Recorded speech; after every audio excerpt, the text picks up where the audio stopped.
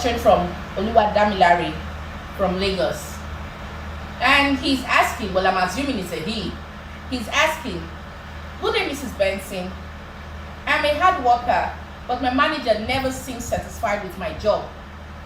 She keeps saying I should take initiatives, and when I do, she complains. It is very frustrating. What can I do?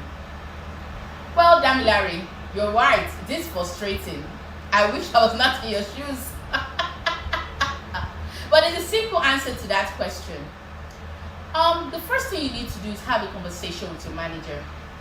You know, a lot of workplace issues can be resolved by just a simple conversation. Communication is key in workplace. So have a conversation with her and ask her what are her expectations of you. So you have clear understanding of her expectations of you on the job. Now, if for instance that doesn't go well, or she's not available, or he's not available for the conversation, then I'll advise you to do something else. Learn her expectations. Someone was doing that job before you. You could call up the person. You have colleagues that have worked with her in the office. You ask them about her. So you have an idea of what she expects from her staff, from her team members. The second thing you can do is to anticipate her needs.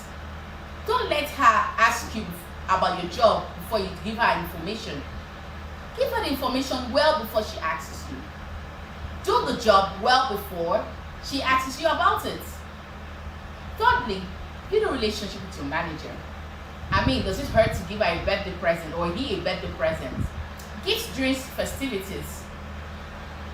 So find a way of connecting with your boss on a personal level. Of course, your gifts have to be appropriate.